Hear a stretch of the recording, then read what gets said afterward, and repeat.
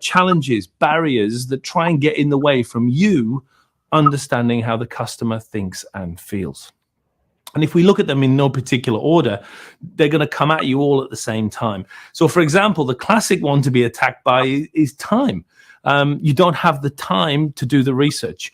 You're in such a hurry to launch your new product that there really isn't enough minutes in the day to go out and talk to some consumers ahead of launching the thing.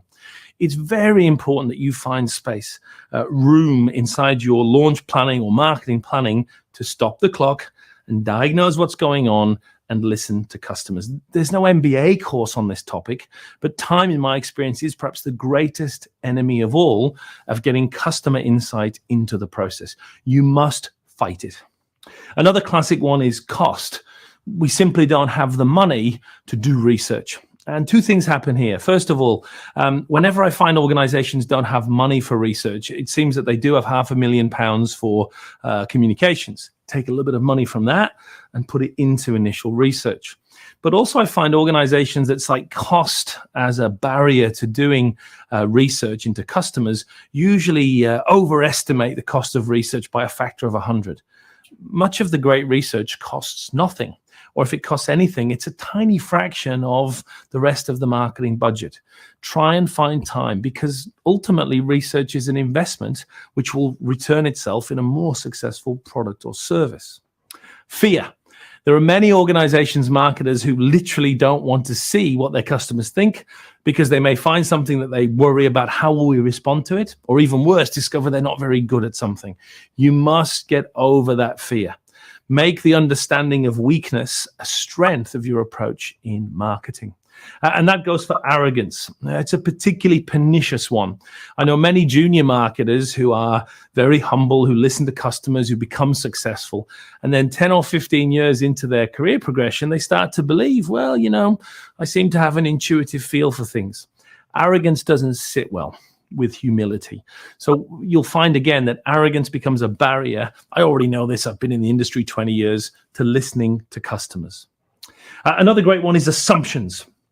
The number of times I've sat in a meeting room and someone has said, look, I think we can assume that most GPs are keen on patients' health standards, or most children like a treat in the weekends. These assumptions are made and very quickly they turn into fact.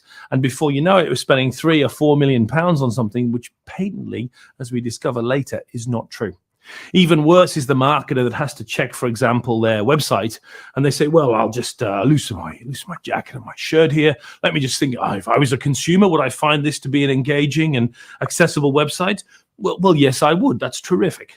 All of that cannot be accepted. Assumptions have no place in good marketing. And then we have a particularly common one at the moment, which I call the Steve Jobs attack. Steve Jobs is inarguably the most famous marketer who ever lived, and perhaps also the most successful one. He and Apple never did any market research. How do you explain that? It's a tricky one. And interestingly, it's the same argument that 50 years ago, my predecessor probably had with someone else from an organization, except he was citing Henry Ford, because Steve Jobs and Henry Ford both famously are held up as people that didn't like marketing.